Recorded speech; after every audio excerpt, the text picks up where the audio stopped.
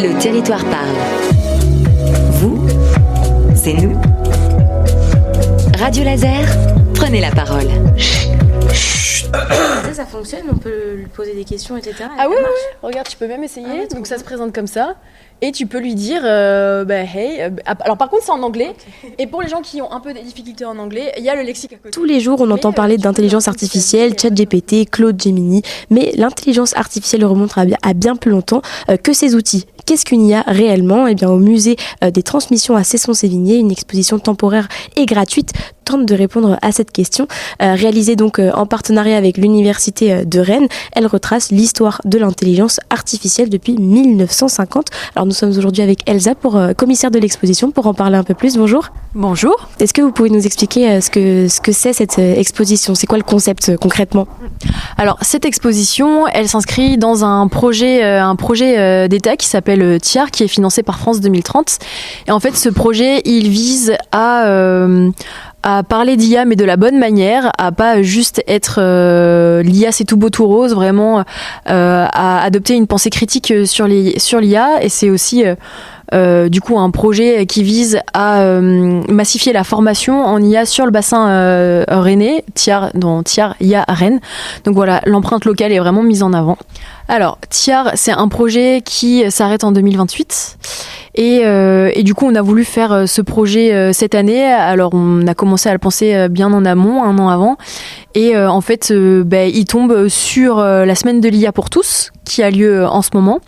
Et donc, du coup, ça faisait un peu d'une pierre deux coups, parce que on parle d'IA parce que c'est aussi dans notre calendrier, nous, au niveau de notre projet, de faire des événements de médiation sur l'IA. Et aussi, on s'inscrit dans des dates plus larges, nationales. Et aussi, même d'une pierre trois coups, j'ai envie de vous dire, parce que samedi, il va y avoir la nuit des musées.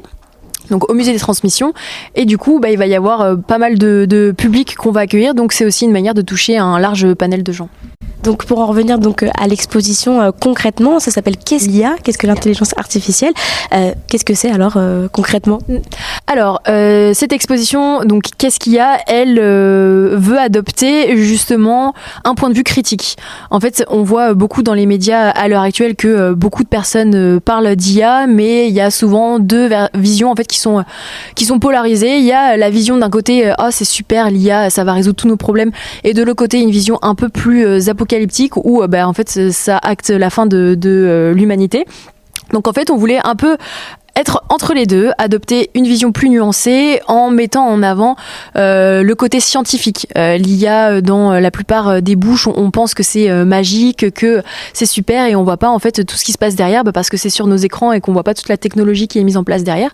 Donc on voulait vraiment mettre en avant l'aspect scientifique et surtout mettre l'accent sur la médiation avec différents modules de médiation, des jeux, le micro-trottoir par exemple, etc. Et le dernier point que je voulais dire, c'est aussi qu'on met l'accent sur les enjeux sociétaux. Et du coup, il y a un pôle vraiment dans l'expo qui s'appelle IA et la société, qui questionne des enjeux de société, que ce soit l'impact environnemental de l'IA, que ce soit les biais et les biais et les discriminations qui découlent de certains modèles d'IA, enfin tous les sujets en fait qui touchent le grand public, qui nous touchent en fait. Et donc il y a aussi une petite introduction, donc on l'a dit tout à l'heure, l'intelligence artificielle a commencé à voir un peu le jour dans les années 1950. C'était quoi les grandes étapes alors historiques de l'intelligence artificielle ? Alors oui, la première des étapes c'est 1950, même si on pourrait remonter dans la frise chronologique, on le fait à Ada Lovelace en fait en 1940, qui rédige le premier algorithme de l'histoire et qui commence à énumérer l'idée que dans le futur les machines pourraient être pensantes. Et donc du coup on a un peu laissé tomber ça, Ada Lovelace. Enfin, je veux pas faire un parallèle, mais voilà, femme, effet Matilda, etc. Et Alan Turing, qui est vraiment le père de l'informatique. Il se repenche sur le sujet dès les années 40 en fait, où il va rédiger un article vraiment fondateur de l'histoire de l'IA. Il va mettre au point un test qu'on appelle le test de Turing, qui est illustré dans l'exposition à travers un diorama. Et en fait, ce test de Turing, il vise à voir si une machine est intelligente ou pas.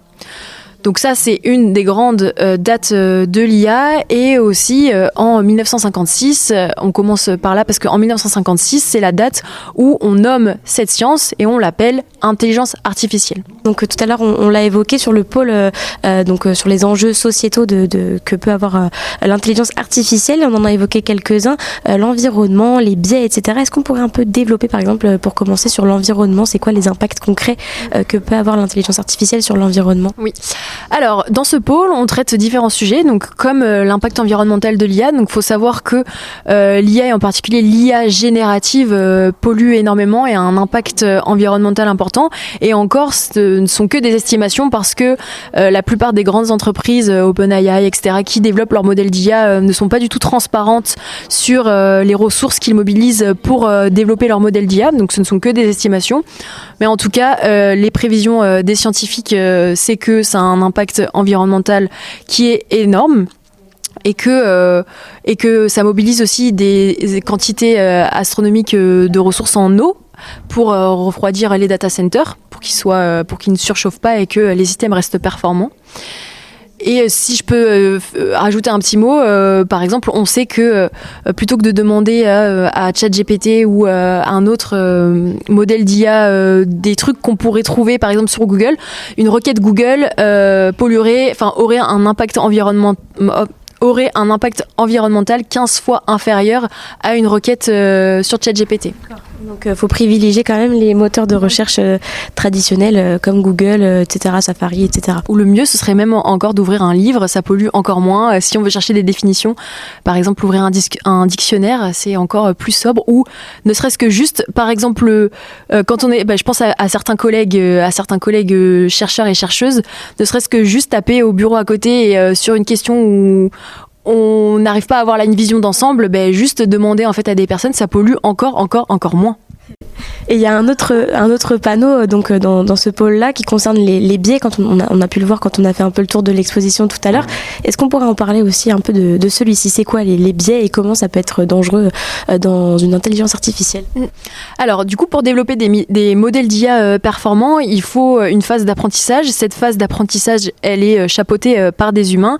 Et en fait, c'est les humains qui vont fournir les données nécessaires. Les données, en gros, c'est les exemples pour que les modèles d'IA puissent apprendre.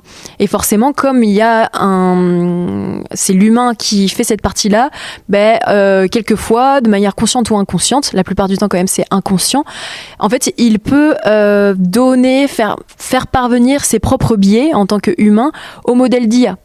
En fait, les IA, ce ne sont que des éponges et elles vont absorber tous les biais, que ce soit de notre société, mais aussi individuellement, et elle peut les reproduire, voire même les amplifier.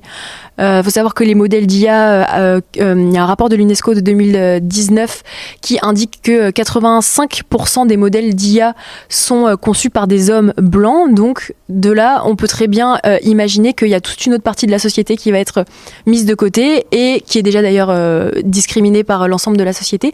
Et du coup, ces modèles d'IA, donc je pense aux femmes, aux personnes racisées et tous les groupes en fait minoritaires. Et du coup, ces biais, donc ça les discrimine, mais surtout, en fait, quelquefois, il y a des études qui ont montré que ça va même les amplifier, notamment au niveau des stéréotypes de genre. Par exemple, avec les vidéos générées par intelligence artificielle qu'on peut trouver beaucoup sur les réseaux sociaux en ce moment, qui véhiculent des stéréotypes sexistes et masculinistes. Je pense à la Skibidi Tintafruit qui fait un carton sur TikTok. Et donc, l'exposition, donc, elle est visible jusqu'au 27 mai 2027, c'est ça.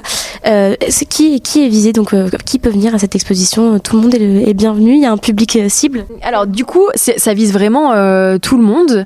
Le discours a été pensé pour être hyper accessible à des gens qui n'y connaissent rien en IA. Et pareil pour les jeux. Les jeux ont été pensés pour un public jeune à partir du collège. C'est pas mal pour commencer à vraiment cerner les concepts un peu complexes quand on utilise l'IA, parce que c'est un public, les collégiens et les collégiennes, qui commencent à utiliser pas mal ces systèmes-là. Donc c'est vraiment une expo grand public. Le musée est ouvert à tous, il est gratuit. Et il peut y avoir différentes animations sur différents temps. Là, je pense par exemple prochainement à la nuit des musées. Donc voilà. C'est quoi le message alors, le message ultime que vous voulez faire passer à travers cette exposition-là ? Que l'IA, c'est pas tout beau tout rose, que dans pas mal de domaines, ça peut nous rendre service. Je pense par exemple dans le domaine de la santé, mais que en fait, il y a tout un monde qu'on n'imagine pas forcément et un monde qui est un peu obscur et sombre, où là, ça mériterait de porter un œil un peu plus attentif pour avoir un usage de l'IA beaucoup plus raisonné. Faut être conscient de ce qui se cache derrière. Exactement, ouais. Merci beaucoup en tout cas. Puis je rappelle que donc l'exposition Qu'est-ce qu'il y a est visible donc jusqu'au 27 mai 2027 au musée des Transmissions, 6 avenue de la Boulay à Cesson-Sévigné et l'entrée est gratuite. Merci beaucoup. Merci à vous.